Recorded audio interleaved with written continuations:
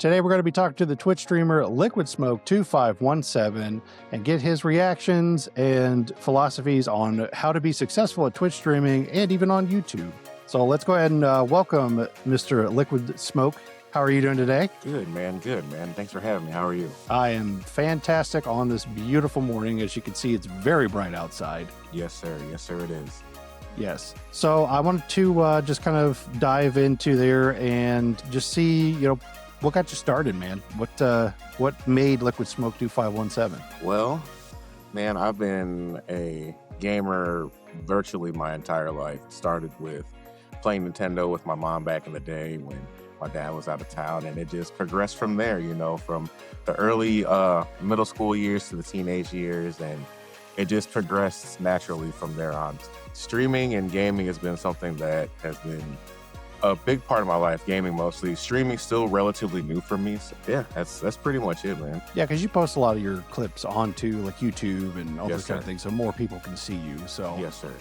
That's really cool. Now I am under the impression that you have a trailer for yourself. Yeah. Yes, I do.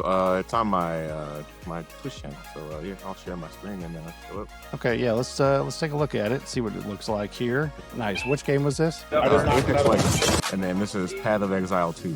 Okay, yep. Oh man, nice, great shot. If anybody plays Apex, everybody knows how rare these are. These are super rare to get. Wow. But yeah, that's my trailer. Short, simple to the point. Yeah. That's really cool. But yeah, my games of choice are I'm usually playing first-person shooters like Apex, Destiny 2. I was a big Halo player back in the day, so I'm a huge Bungie fan. We'll get into that later. But yeah, I like playing ARPGs as well. So Diablo, Path of Exiles, those are in my wheelhouse. Yeah, no, that's really good. Obviously, you're very talented at Apex and all those kind of things. Appreciate that. Do you happen to remember your very first stream and what was that like? How did it go for you? My very first stream was summer of 2021, and it was nerve-wracking. It's very nerve-wracking. I still even get nervous to this day hitting that go live button. There's a certain sense of anxiety that I feel, but that's what's exciting about it, still feeling that anxiety. But yeah, it was my friend Kenny, he got me into streaming, so it was him in my first stream and a couple of his buddies, and we were playing Apex. That's awesome. Yeah, no, clearly you've got an amazing background. Talk about your background a little bit on your actual background. My actual background back here? Yeah, your actual background, yeah. It's just, thank you, Amazon. The lights are from Amazon. The actual arcade background's from Amazon. I got a Chicago Bulls flags. I'm a Chicago fan. Cubs, Bears, Bulls. Just sports memorabilia. I'm huge into sports. I've gotten big into sports reactions, so that's been a part of my channel as well. So. Yeah, because you do some like actual sports reactions as well too, I've seen. Yes, sir. And yes, sir. Those do really well for you. Yeah, they've been, yes, especially with the Bears having the season that they just had this past year. My numbers and my following have reflected that. Yeah, because your shorts are easily hitting over a couple thousand like every single time. So you clearly are hitting the right people, right? So yes, sir. Yes. Like I'm still getting comments on my videos from December to this day. So it's something that I'm going to lean more into as we go forward. Yeah, absolutely. So, I mean, I guess based on that, though, was there ever a moment, or when was the moment that you just kind of realized, like, okay, people are watching this? You know what? At the beginning of the football season, I was starting to notice that trend of content creators lean into that, and I was like, you know what, this is something that I could easily do. It's minimal editing, but let me give it a shot. And like I said, the Bears we're starting to have a good season, and then sports is something that I know, especially with my background. My uncle played for the Bears back in the day, so I decided to give it a shot, and my first video went off like gangbusters, and I had a lot of fun doing it. So I was like, let's just keep it rolling. Yeah, that's really awesome. So, a lot of people think that streaming is just hitting the go live though, but like what actually goes into preparing for a stream for you? Like what gets you hyped? What gets your, the mojo moving? Like really, really streaming for me, it's just about the games and just getting to talk to people and connect with people. Like I don't have a whole lot of people on my stream. I'll maybe have 3 or 4 people in there, but those are 3 or 4 people that are dedicated to what I'm doing. You know what I'm saying? And that keeps me going. Yeah. And sometimes that's what actually matters, right? Because how do you dictate the difference between entertainment and just gameplay? You know what I mean? Because you don't want to just sit there and not be hyped about what you're doing or getting people involved in those kind of things, right? Correct. So, like, how do you approach streaming? Like, is it more of a hobby for you? Is it more performance? Do you see it as a business opportunity? So it started off as a hobby for me, because I started off during COVID when everybody was locked down, you know what I'm saying? So it started off as a hobby, and the more I'm getting into it, I'm getting monetized now, starting to treat it more like a business. But at the same time, I don't want to necessarily treat it like a job, if that makes sense, because I still want to have fun Sure. with it. Yeah, absolutely. I know that a lot of people can run into burnout, especially trying to make it specifically a business. And, you know, it doesn't go off immediately. I think that that's something a lot of people forget is it takes time, takes a lot of dedication, you know, and it's a slow burn. Yes, 100%. It's a slow burn. Consistency is key, and you definitely don't want to get burnt out on it. And like, I would say for people starting out, don't try to force it. Just go at your own pace, because you don't want to burn yourself out. You still want to have fun with it. Yeah. So talk to me about your like streaming setup itself. Like, what kind of gear are you using right now? So right now, honestly, my setup's kind of outdated. So right now I'm running 3 monitors. I have a 4K monitor I'm on right now. My rig is a Corsair Micro. I forgot what the case is, but it's a micro build. I have a NVIDIA RTX 2070 Super in there. Got 32 gigs of RAM. It's a Ryzen 7 9700X. It's 16 core. It's still pretty good for what it is. I spent like it was like $1,600 when I put it together. So it's still running. Sure, yeah. I'm running a Elgato HD60 capture card in it. So I have my PlayStation 5 hooked up to it. I got the Elgato Stream Deck, you know, pretty much the standard the standard streamer kit that you want. I got a Logitech Brio camera. Yeah, man. I got a Shure MDM7 microphone. That's pretty much my setup. So what do you think is the most important piece of equipment starting off, like for a new Twitch streamer? That's a good question. It's a good question. That's a tough question, because you don't necessarily need like a lot, setup, right? Yeah, you really don't need a lot like this. Like, if you want to start off streaming, like if you're a console player, you can just stream straight from your console. You know what I mean? All you gotta do is hit go live and make sure you just talk to your chat, because like consoles nowadays, they make it so easy to where your chat's popped up automatically on there, and you're just going live from your console. So I would say if the important piece for starting off streaming literally is just hitting the button to go live, whether you're on console or if you're on your PC. Absolutely. Yeah, because, you know, there's a lot of like faceless channels and all those kind of things. As long as you're 100%. talking behind the video, people really just want to watch the video sometimes. 100%, man, 100%. So now, I guess with that though, is there any type of like budget options you would recommend for beginners? No, you know what? I would say just don't live outside your means. Yeah, Setting a budget is very important. that's good.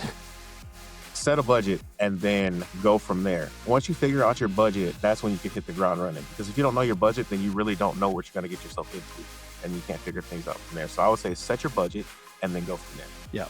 Now, what's your what would you recommend being the like system to start with? Do you recommend people start with a PC? Do you just go off of PlayStation, start with an Xbox, start with a cell phone? It all depends on what you can afford and what kind of streaming you want to do. So if you're going to be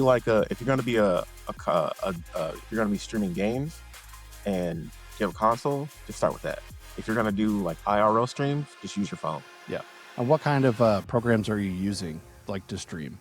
OBS Studios. I was using Streamlabs, but Streamlabs is very good, and they have a prescription program that you can pay $20 a month for. That'll give you more like overlays and all that stuff. But it's a little taxing on your GPU. So OBS Studios is let your computer run a lot better. So I use OBS Studios.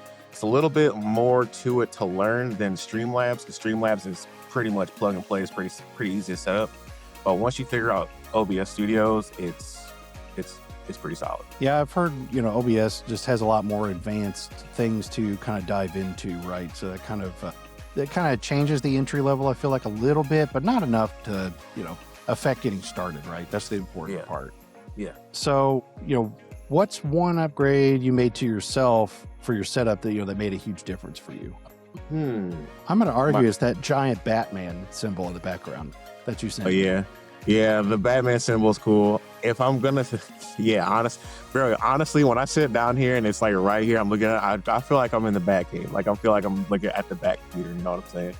Yes. But if I'm gonna say like one piece of tech that made a difference, I would say my capture card.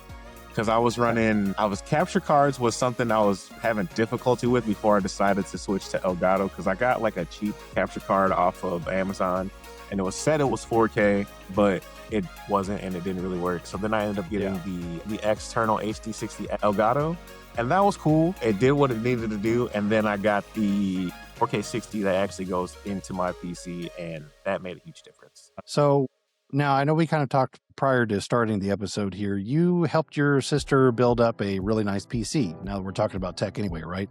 Yes, sir. You know, how'd that go? Like, talk to me about it. So it was my first time actually building a PC from scratch. Like my PC that I have now, I helped out a little bit. Not too much, because I really wasn't sure what I was doing. I was just watching my friends build it. But this one was a passion project for my sister, because she's been wanting a PC. So she got all the parts together, and last Saturday she brought all the things over. We set up the table, pulled up a YouTube video, and we got to work. Now it took us all day, like literally all day. But we were taking our time, making sure we're doing it right. We had lunch, you know what I'm saying? Had some issues here and there, but it went pretty smooth. I was surprised on how smooth and easy it went. She used a Height Y70 case, and then we installed a touchscreen in it. And then she used what was the graphics card? She did an RTX 5080, MSI motherboard, 32 gigabytes of RAM, AMD Ryzen 9. It's a screaming PC, man. I was just saying that's yeah, it's a screaming PC, and we're still got some work to do on it. She wants to do some wireless streamers so we can get rid of the wiring in there and get some more LED or get some more RGB in there. But I was very, very surprised on how easy it was to put that thing together, and I'm looking forward to doing more. Like it was a really cool experience to be able to put that together. And like once we fired it up right away, first rip, got Windows installed on it, and then she was off and running, man. That thing is awesome. Yeah. Now, is this her first like gaming PC, or yes. like why Very did you guys one. build it for it? Okay, that's awesome. She's a gamer too. She streams, she plays PlayStation and stuff, but she's always been wanting a PC because she's seen mine, and then she finally got the money together to do it, and we did it.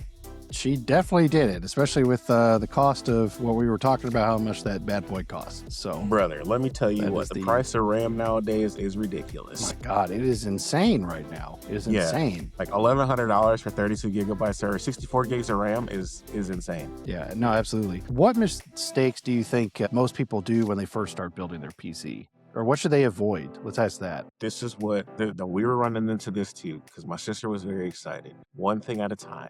Don't open everything. Just one thing at a time. You can only put one thing together at a time. Follow the process step by step. I think that's the mistake people made. That's the mistake we were making, because we ended up losing screws and this, that, and the other, and then had to find them and had to stop the build. So I would say one thing at a time. Yep. Yeah, because you got to start with the tower. You got to start with the motherboard and build upward, right? So make sure everything fits. Yes. That's the other important part.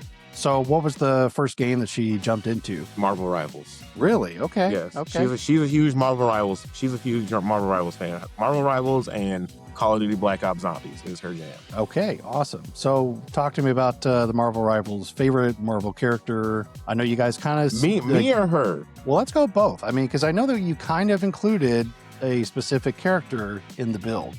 Oh, yeah. So Black Panther. Black Panther is, I think Black Panther is her favorite character, specifically Shuri, because that's her daughter's name. So it's a Shuri Black Panther themed PC. The touchscreen has Shuri on it. She's got Shuri Funko Pops in it. So that's her favorite Marvel character. My favorite Marvel character is Iron Man, for sure. Sweet. Now, do you have any Iron Man stuff in your Twitch streaming or in the background incorporated as like an Easter egg? I have a like a 6-foot cutout on a corner over here. That's about it. I used to have a helmet, but I lost it in a move. But most of my room has got Batman stuff in it.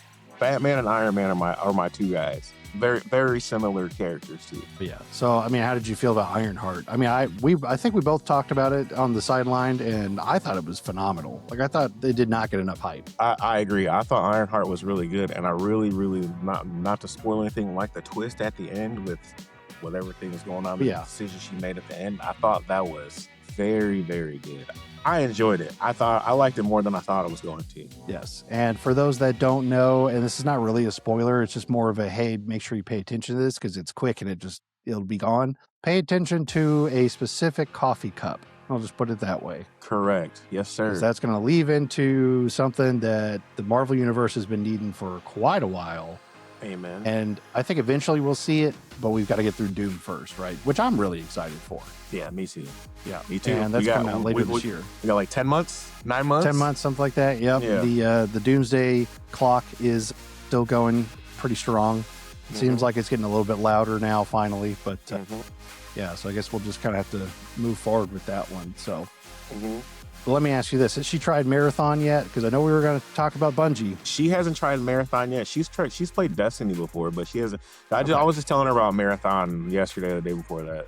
She wasn't aware of Marathon. Yeah. So what makes a good Twitch, community special for you compared to YouTube or like you do TikTok too, right? Yeah, I do TikTok. I just like I make sure I post whatever clips I'm making. I'm posting on all platforms, and I'm seeing different interactions on each one. It's weird, man, because you definitely do get interactions on different ones, like versus YouTube, Facebook, and TikTok. TikTok, surprisingly, I have more of the positive interactions. Facebook Reels, I have a lot more interactions, but I have a lot more people talking trash. You know what I mean? Okay. The old Call of Duty style or old Halo style? Kind of a little bit. Like I just had somebody like I guess my voice was cracking in one of my clips, and then one dude like called you out. I guess he took it personal, and I was a garbage person for not drinking water and posting that clip or something. It was kind of crazy. And then YouTube, everybody's been pretty cool, which was surprising. I thought YouTube would be with the more toxic community. The flip flop, yeah, for sure. Yeah, for sure. Yeah. So on your Twitch, cycling back to the Twitch streaming itself, you've got different layers of interaction for people to kind of go off of. Talk to me about those. Like, how did you build those? Like, I know you have kind of like a point system to be able to do them. I know my favorite is hitting the Blade Rave. Just like, just to give people something to do to like mess with me or whatever, or just to add layers to the stream. I look for different things to do, like, because I've seen in other streams where people can like gamble with their channel points or Actually, I didn't know that. That's pretty cool. Yeah, dude. They're like, you can gamble with your channel points. There's all sorts of different things. So I was just running through the different extensions that Twitch offers, which there's a lot, which I would recommend people look through all the Twitch extensions just for people to have something else to do in the stream besides watch me. Like, for instance, when I play Destiny, I have an extension that pulls up my entire build. So if you want to copy my build on Destiny, you can do that. The one that you're talking about with the sound effects, you can use channel points to play different sound effects or whatever. And sometimes I'll just be in the zone and then one will go off and it'll scare the crap out of me. But just to give the viewers something else to do to, kind of mess with me, or just a different level of interaction. Thanks for reminding me, because I know they've updated those, and there's more of them that I want to include. So that's basically it, just to give the community more interaction with me and the channel. Oh, that's awesome. So obviously you were starting to play Marathon, right? So Bungie is bringing back Marathon, which has a lot of people excited. What was your first impression of the game? My first impression of the game was I had a pretty good first impression of the game. I like how clean it looks. I like how it plays. Like, with Bungie, you're going to get good shooting mechanics. So that's the one thing that I knew that I could latch onto right away. And then from there, it was going to be the story and the overall gameplay. Honestly, I didn't know much about the Marathon franchise as far as the story-wise, besides the things that you get Easter eggs here and there throughout the Halo games and then Destiny. Really? Yeah, but the story of it is actually pretty interesting. Okay, well, for people that don't know, what kind of game is Marathon itself? Like, talk to me about the lore. I know you were doing some pretty deep dives. So originally, the first Marathon game came out in 1994. The original game was a first-person shooter in the vein of Doom and Duke Nukem. Same graphics, same gameplay, and basically the game's about humanity trying to find other places to colonize out throughout space. You've heard this story before. This Marathon is actually a ship that they took one of the moons of Mars. They took one of the moons of Mars, hollowed it out, built a ship inside of it, and that was their intergalactic ship that they were going to take across the space and start colonizing different parts of the planet or parts of the world or parts of the space. But yeah, so what you in the original one, you play as a security officer, and there is this alien race called the Four. Once you get to the planet you're going to colonize, they basically take over the planet. They basically take over the ship and wipe out the colony of like 30,000 people that are there. That's what happens in the older games. There's 3 games. So in this new game, they pivoted from making it a first-person shooter in that style until they made it to a first-person shooter extraction shooter. And now you are at the colony where Marathon went, and you are investigating what happened. Yeah. Well, and extraction shooters are becoming an extremely popular genre right now. From your personal perspective, why do you think that they're so popular? Because we've got games like, not Rainbow Six, but like Arc Raiders. There's a couple other ones like that, but they're very popular right now. Tarkov is one. Yep. I think it's the get in and get out aspect of it. You know what I mean? Like you can just pop in a game, do your looting, do some killing, do some shooting, get in, get out. You know, it can be a quick session, it can be a short session. I think that's what it is. The different moment to moment gameplay with it, I think, is what's really resonating with people with extraction shooters. And it kind of adds some like urgency to your gameplay, right? So yeah, a lot of people are unfortunately running out of time. Like we got, guys like our age, or some are dads, some are just working their asses off and things like that. We've only got a specific amount of time we could dedicate to playing a game right now. And, things like this, I think makes that, I think that makes that true completely. 100%.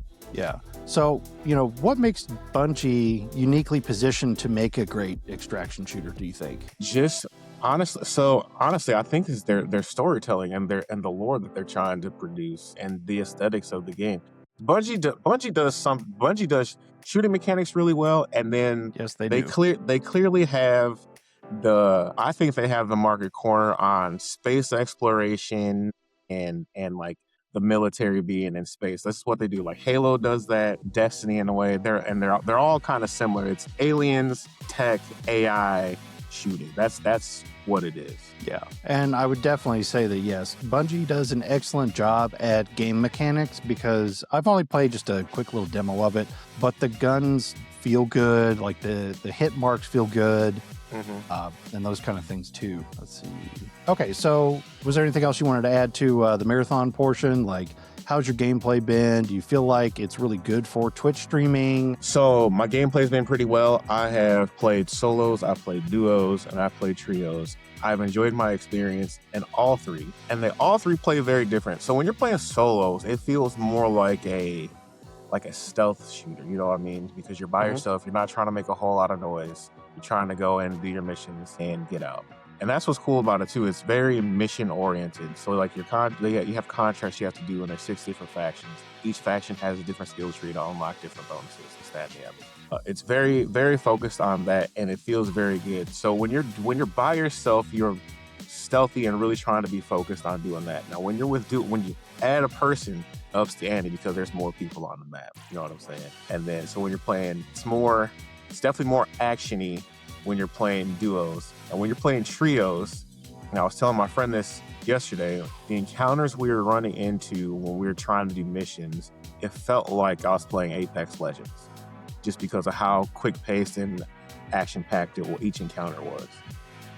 So far I've enjoyed my experience playing all 3, like solos, duos, and trio. Like it's been a really good time so far. Okay. So I know that we tried to play a little bit of Arc Raiders. I played with a couple other people too. How do you feel the interactions work in that? Because I think one of the biggest problems that I had with Arc Raiders is you may be doing a solo run or like a triple run or whatever with some people, and you're having to cross-check people, right, a lot. And most of the time, like if you're not shooting people, the game, I've noticed, actually it's a formula in the game itself, it will not generate you 2 more likely people to I guess, take your gameplay from you, right? So how do you feel that Marathon does on that? Yeah, so Arc, I'm glad you brought that up because Arc Raiders does have that aggression-based matchmaking. So if you're not running around shooting people, you're just trying to get in there and do missions, it's more likely to put you in the lobby with people who are playing like that.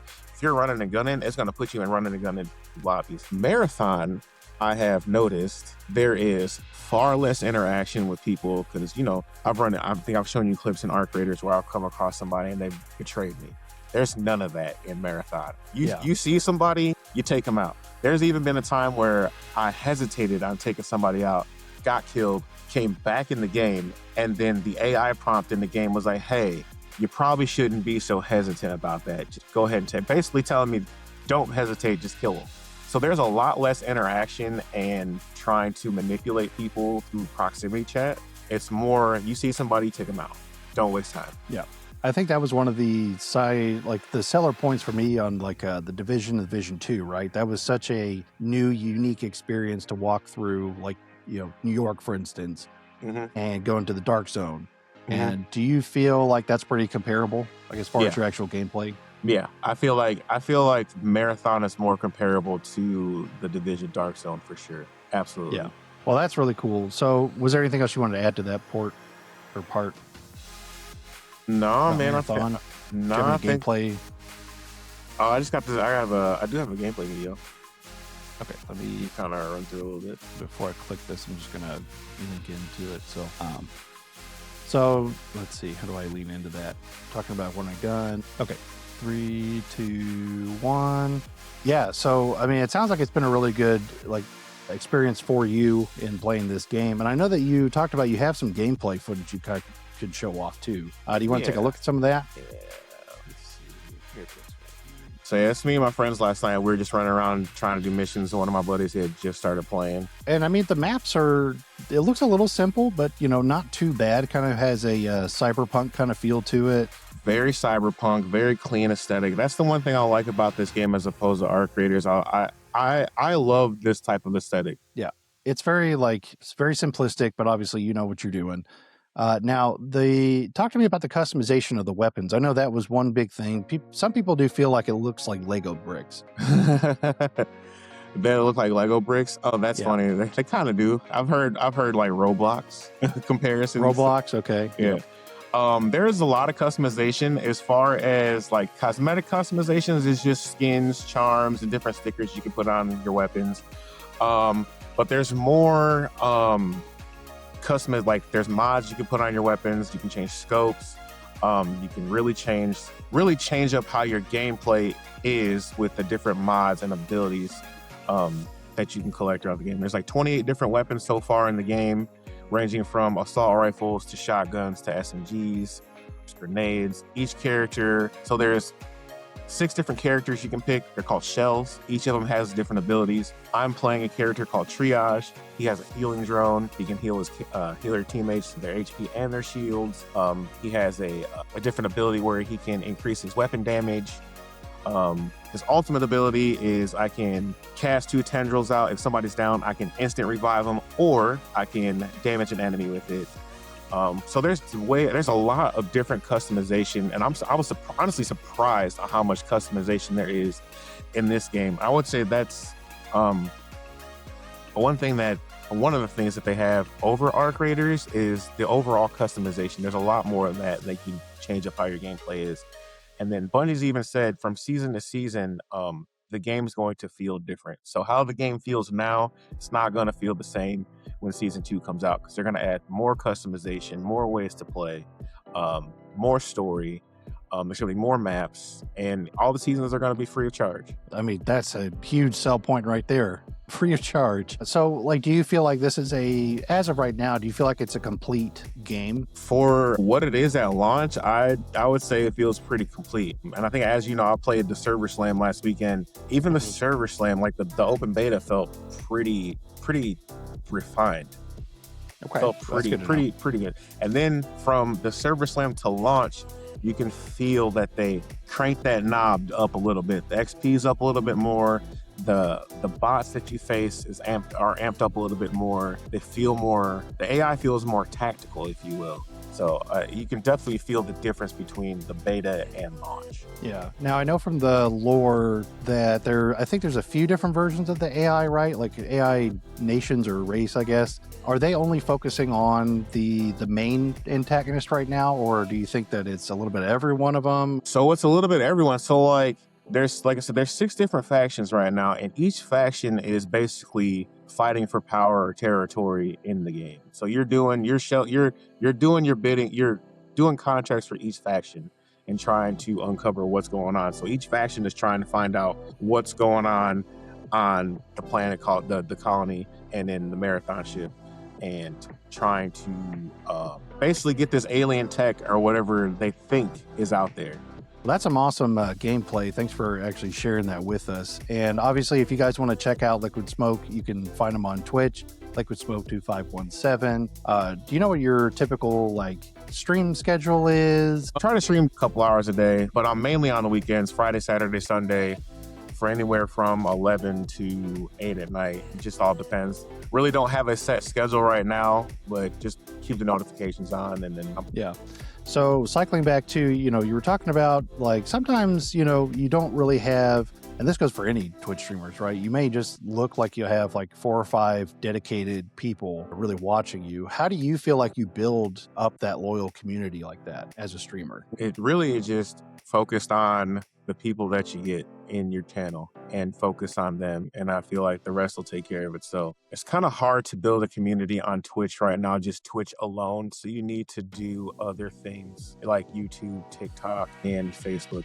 I've gotten a lot of followers from TikTok and Facebook and YouTube and things like that, but you really need to focus on something else. So don't just focus on Twitch itself. Have something else with it, like a YouTube channel. Like for instance, your YouTube channel. Well, you know what I'm saying? Like your YouTube channel could easily gravitate people towards a Twitch channel. You know what I'm saying? So the algorithm on Twitch isn't really set up for you to do that. So you need to do things outside of Twitch to foster a community. Sure, absolutely.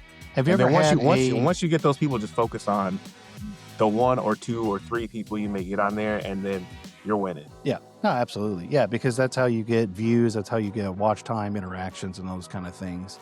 Exactly. And you're actually a Twitch affiliate too, right? Yes, sir. Okay, yeah. So you don't have to talk about numbers, but do you feel like let's say a beginner, they hit the milestones that you need. Mm-hmm. Do you feel like you're getting the most out of like that affiliation? Do you feel like you should also branch out into, like, let's say being a YouTube affiliation? Is there any benefits to just staying with just Twitch? I would say there is benefits to that affiliation, but I would definitely say branch out. Mm-hmm. Definitely branch out, because the more you can do, the more you can branch out, the more it's going to help your whole social and media experience as a whole. So I would say branch out. If you can get monetized on Twitch, you can get monetized on Facebook. If you can do that, you can do it. I would definitely suggest doing that, because it's going to help everything. Do you have a Patreon? I do not have a Patreon. Okay, well, so there's another one that you could consider as well, as starting a Patreon. 100%. I know that people will, a lot of the content that won't make it to like YouTube or Twitch channels, that might be another route to, show off some of the extra stuff that might be too long. Or if you're wanting to do some like just raw, videos and all those kind of things, sometimes that's where some of the funny stuff is hidden, right? Is under different sections and all those kind of things. But that actually brings up another really good question for that too. Have you ever had a stream just completely go off the rail? What do you mean completely go off the rail? I mean, like, did you wreck something, or like, did you have a funny interaction that just kind of just derailed your whole entire thought process? Anything like that? I mean, really the only thing that's coming to mind right now is just early on streaming and having all sorts of audio issues and just being frustrated with that. Yeah, that's one thing to look out to. That's one thing to look out for too when you first start streaming. You'll have issues just pop up out of nowhere, and when you think you had things straight, and you're just like, "What is going on? I don't even know what to do." And you just abstract. Yeah, just in the stream, and then that definitely can derail some stuff, especially if you have some good momentum. There's nothing worse than a Twitch stream just giving out. Yeah, but I haven't had anything like too crazy pop off in my streams. I have a moderator in there, so if I think something did happen, and I didn't see it because he got rid of it. Like somebody came and said some racist crap, and I never saw it. Okay. Yeah, I mean, moderation is very good, people. So, like, if you're worried about those kind of things, something to consider. Mod your friends. Mod your friends you trust. Mod your friends. Yeah, absolutely. Absolutely. So we're getting a little closer to time. So I'm just going to hit you with some rapid fire questions here that I've actually been interested. I've been like slightly taking notes while we're talking and all those kind of things. Let's do it. Let me hit you with the first one. So what is your favorite game of all time? Favorite game of all time? Probably Halo 2. Halo 2? Yeah. Hit it with the Breaking Benjamin? Yeah. Halo 2. Yeah, that's awesome. Most underrated game? Most underrated game? Sly Cooper. Oh my God. Okay, so side note on that, fun fact. I just got signed up with the PlayStation full premium. Okay. And those, I hate to even like say that about PlayStation, but that makes me so angry that the whole entire HD trilogy, like remake or whatever that they came out with, is hidden behind that paywall. Because I've been dying to play those games since Ghost of Yotei, because Sucker Punch actually made that game, or those games. Sly Cooper and the Thievius Raccoonus is such a good game. Yes. It's such an original character. You just don't get those kind of things anymore. I started replaying Jack and Daxter too. Okay. So I don't know if you remember those. Yeah, I started do. from the very first one. I've been just going on a massive like retro, like going down now that I have access to the classic, game libraries. Yeah. But yeah, Sly Cooper is very, very like big to my heart. So Sly that's Cooper's awesome. Oh yeah. What's a game that you wish more people played in general? Destiny 2. Okay. Well, yeah, because you were going through the Star Wars tie-in. Oh yeah, and you were loving that. I've ran through the Star Wars tie-in 3 different times on 3 different characters. Like I've unlocked damn near everything. I've done the dungeon. Like I was waiting for the next season because the next season was going to be Shadow. It was called Shadow and Order, and I'm pretty sure it was going to continue on with the Star Wars story, but it got delayed for Marathon. So I'm not complaining too much about it, but I understand. Yeah, no, that's fair. Controller, mouse, or keyboard? What's your go-to? I like mouse and keyboard, but obviously can't play mouse and keyboard. If you could play mouse and keyboard on PlayStation, I probably would, but it probably wouldn't be as good. But mouse and keyboard, I prefer. Yeah, just because of like customizable or customization is just ease of use for me. Yeah. Okay. I've been a PC gamer since the early 90s, so I'm just kind of used to mouse and keyboard. Yeah, absolutely. Well, PC Master Race anyway, but you know what? That's right. Best gaming snack. Best gaming snack? Pistachios. Interesting. That's actually the first time I've heard somebody say that one. So usually it's the Domino's Pizza and Halo Livewire Mountain Dew type thing. Nah, so pistachios. We have class. We have class in here. Is what that's this right. is. Pistachios. So they don't get your hands all dirty, man. They don't get your controller all dirty. And they're good. Kind of a healthy little snack. Get you some roasted pistachios. Mwah. Yes, you heard it right. Pistachios equal good gamers. That's right. Dream collaboration with another streamer. Dream collaboration with another streamer. It's funny you say that because I just had a dream about this streamer the other day.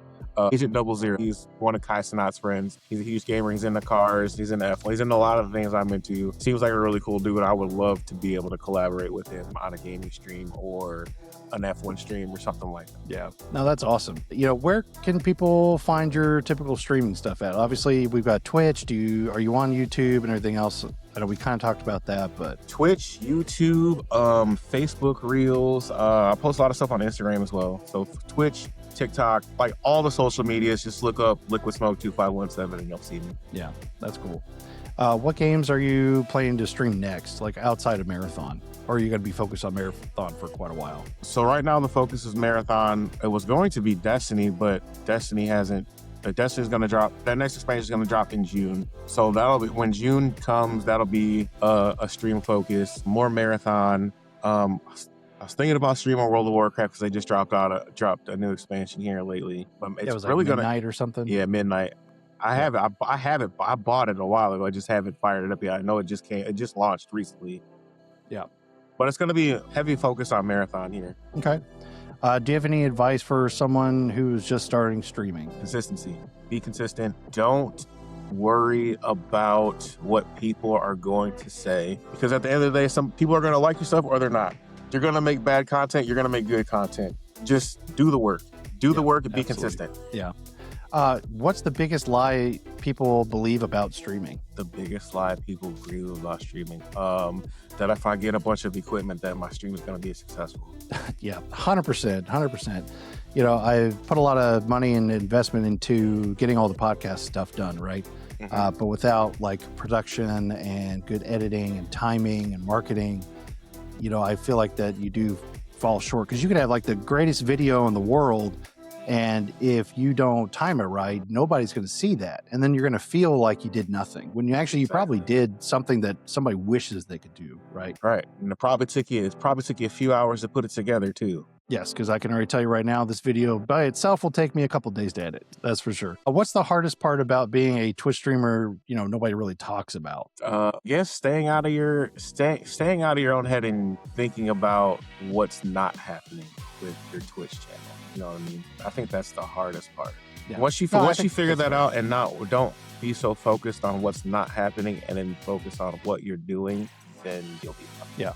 What game instantly makes streaming feel entertaining for you, for your stream, you know, the watchers, the viewers, and all those kind of things? I can say this from experience from past streams, and I like to run this on my channel every now and then. Marbles on stream. Marbles on stream. Marbles. Okay. Marbles. Yeah. Interesting. I think it's a web-based game, right? You link it to your Twitch channel, and when you pop it up, people in your chat can type !marbles or join or whatever, and it'll take everybody from your stream who's in there currently, assign a marble to them, and then you pick a course and you have a Marble Madness race. It is. Well, you know what? I think I remember chaos. This game. Yeah. It's awesome. Yeah, it's so awesome. simple. It's awesome. Yeah, sometimes it's that easy. You know, we have those like kind of the interactive Nuzlocks for like Pokemon games where the whole entire chat just keeps typing what, you know, the character's doing, and that's how they beat the games. Those kind of things are really fun too. If someone wanted to start a Twitch stream tomorrow with $200, what do you think they should buy? Start a Twitch stream tomorrow with $200. Does this person already have a console or anything? Let's just assume, yeah, maybe the console's already started, but like just $200. How do they get started? $100. I would say probably take that $200 and make sure you have good audio or something to that effect, or something like that. I would think, because I've run into so many audio issues and had to go buy different things to fix my audio issues. I would say that just take that $200, make sure your audio is good. Yeah, because you can get away with a absolute potato of visuals, but as long as the audio is good, it makes watching things a lot easier, right? Yes, because case in point, you know who Queso is, the streamer? Oh yeah. His camera is ass. Camera is garbage. But you can hear his buttery dulcet tones like crispy. His audio is great. As long as the audio is good. You can hear him banning, but like cutting butter. Yes. That's funny. Well, that's pretty much going to wrap up what we got time for today.